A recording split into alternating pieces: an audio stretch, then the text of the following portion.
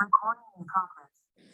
All right, guys. Today I'm here with current UFC featherweight Bruno Souza. You might know him. He was the LFA champion before his UFC debut at UFC 268. How are you doing today?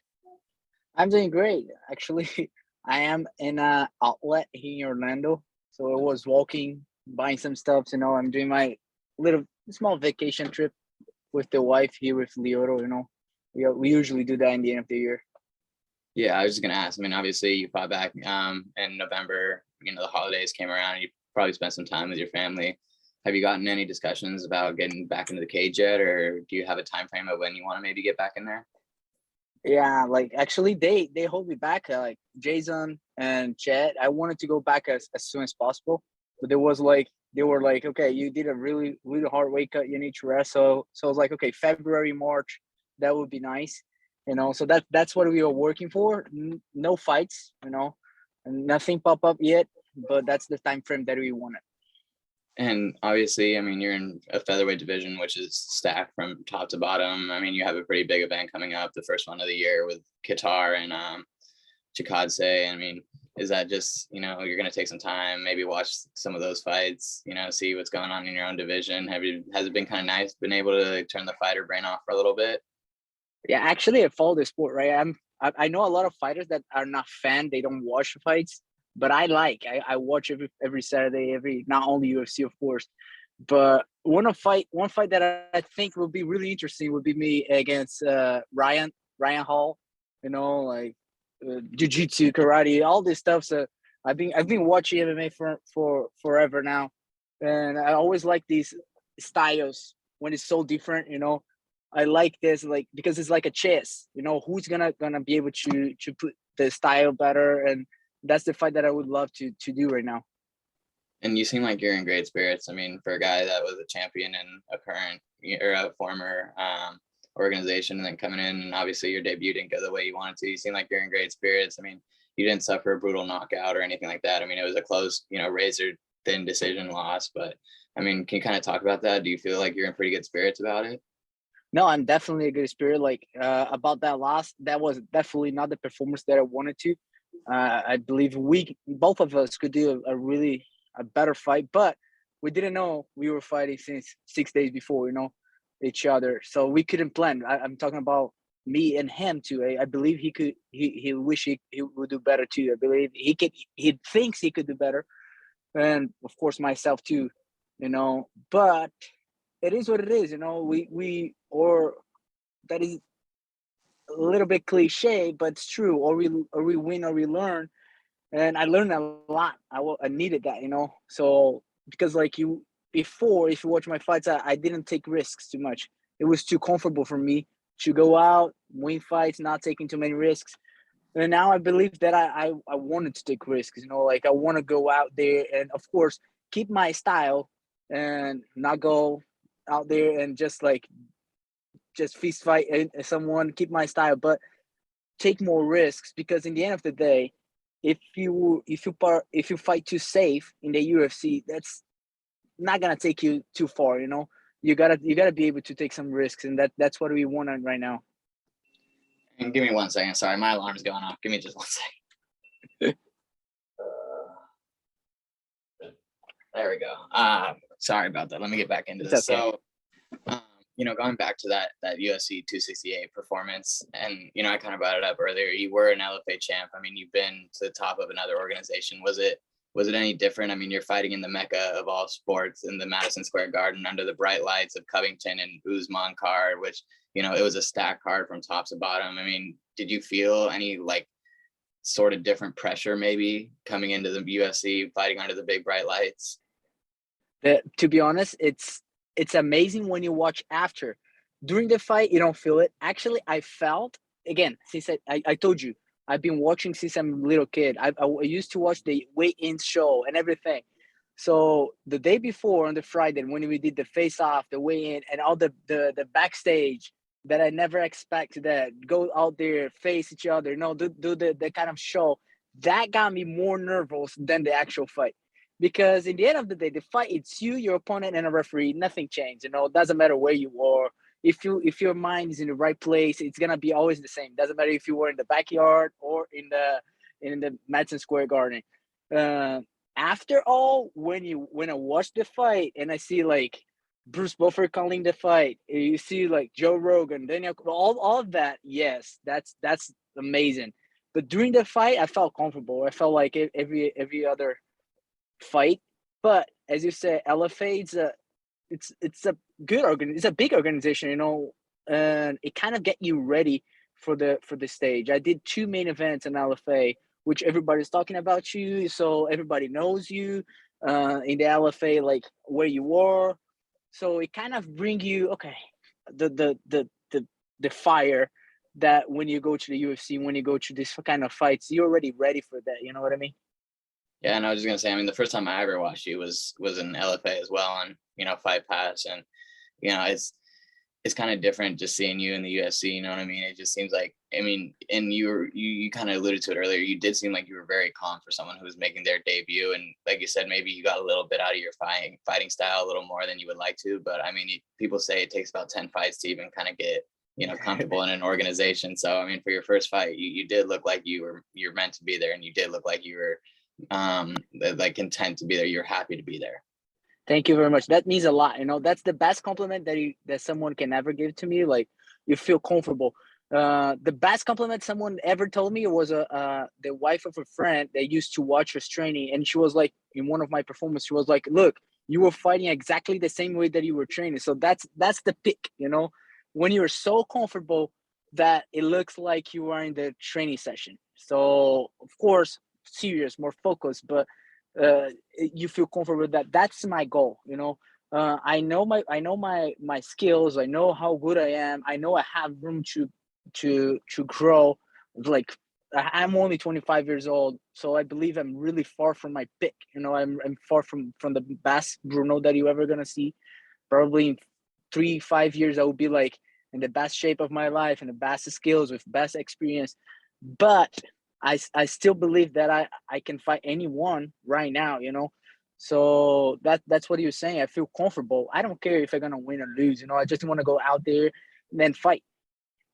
And as a guy who kind of came up watching, the great Brazilian fighters like Jose Aldo and Anderson Silva, and you said you've been watching since you were a little kid too. Is it kind of cool to see yourself kind of following in the footsteps of like Jose, at featherweight in the UFC? I mean, obviously now he's down at bantamweight and he might even look better than he did at featherweight sometimes. But Yeah.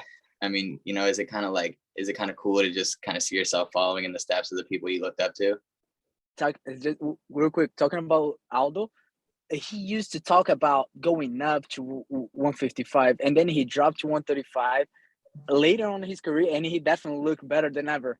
But yes, it feels phenomenal. You know, like I don't even believe that I already understand where I am at, what I am doing, you know, because it's something that I've been dreaming, or I mean, like pretending I was before the fight. People used to ask me, "Oh, are you gonna be nervous just like you did?" I'm like, dude, I've been fighting the UFC since I'm a little kid. I've been like playing that I'm fighting and playing all of that. That feel normal for me. Feel normal for me right now, you know. And and I think I didn't even realize yet. Maybe with few more fights, when people start talking a little bit more about my name, I'll be like, "Oh shit, look what I'm doing," you know.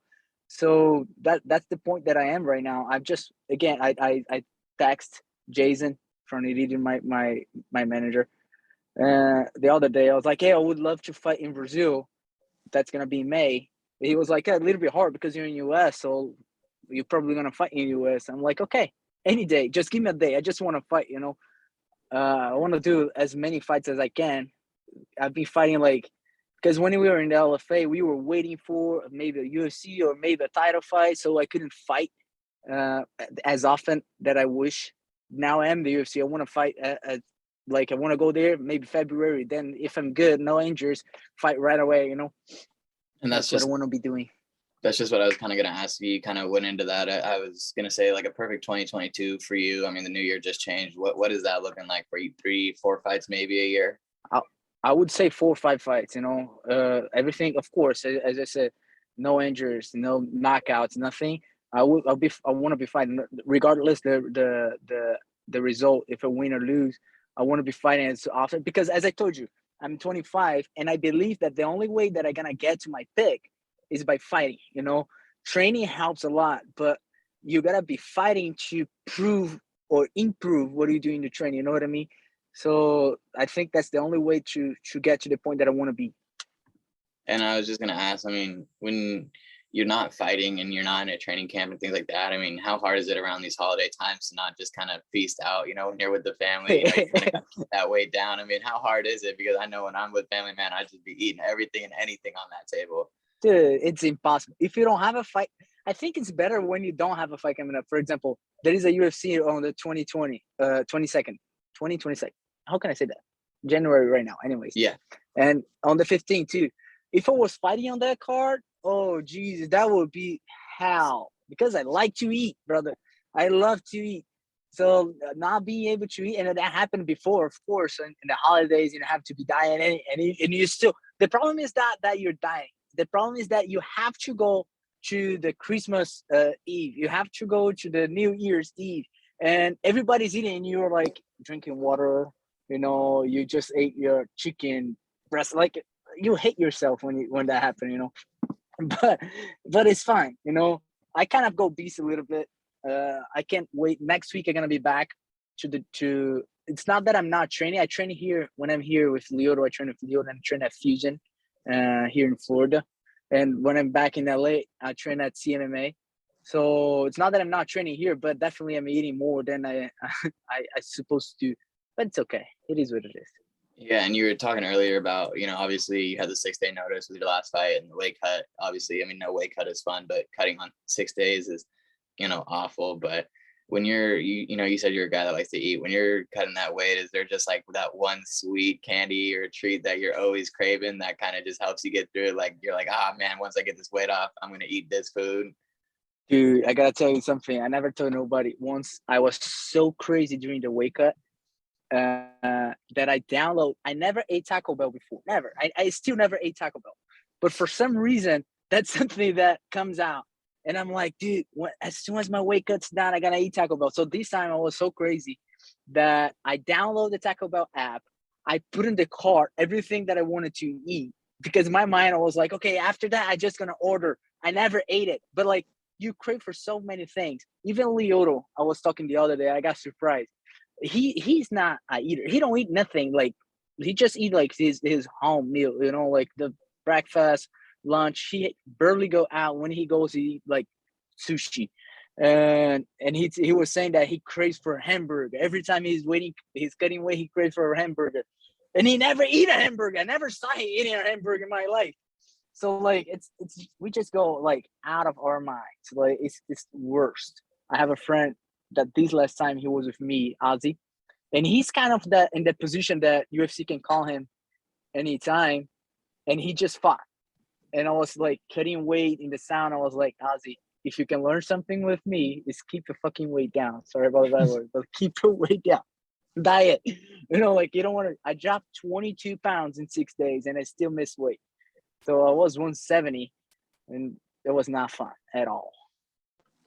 And I was just gonna say, I mean, you seem like you're a bigger guy for the 145-pound division. I mean, obviously, when everybody's cutting, they don't look like they're the biggest guy for the division. But once you kind of fill out and you were going into fight there, I mean, you just kind of look like you're a bigger, guy for 145. Do you feel like that is the most comfortable weight class for you? Yeah, I feel the 145 is comfortable. I am fat, so like when I'm not like dieting and this stuff, so I get fat. I don't get jacked. Of course I don't get fat, but like I'm fatty. So I think that feels like I am big because of that. But I believe that as soon as I get to a serious diet and keep that for the whole year, I'm not gonna be that big, because I feel comfortable fighting with 158, and I know guys fight like 165, almost 170, and when they make 145. So I'm not that heavy. I might look bigger than I am actually. Yes. And last kind of thing following up real quick is I mean, obviously once you get into training camp and things like that, you know, how long do you think we might be able to see you, you know, have a full training camp? You know, like if you could have a full training camp, when would be the perfect date for you? Look, I was aiming for my goal is the February 26th. That is a show. I don't know what it is, but I think it's Benny against Mahashev, Benny Dariush against Mahashev. So that day is the day that I'm aiming for. You know, of course that can happen any few weeks after, a few weeks before. But to be honest, I don't my training camp, not full training camp, but I feel good if you give me minimum 3-4 weeks. I already feel good. You know, like I don't need 6-8 weeks. That's the guy did. Of course, as more weeks you have, better for you. You can get ready. But I think that I feel good when I'm like minimum 4 weeks. I'll be fine. You know, 4 weeks to fight. So it means like 3 weeks training and 1 week dropping your weight and fighting. All right, Bruno. Well, we are going to wrap this up. We do appreciate your time being here, man. If there's anything else you would like to say, you know, the floor is absolutely yours. Now, just keep following, guys. You know, all the fighters, we work hard, training, and we just want to do a show. You know, we just gotta understand that, for example, my style, not everybody understand, and just different styles. You know, but of course, now I'm going out a little bit more. You know, trying to not play that safe. But that's it. That's it. Well, I hope to see you around that February card, you know, sometime around there. And best of luck to you, man. And have a great 2022. And hopefully it's injury free. And we'll see you move up those rankings pretty soon. Let's go. Thank you very much, brother. Of course. Have a good one. You too.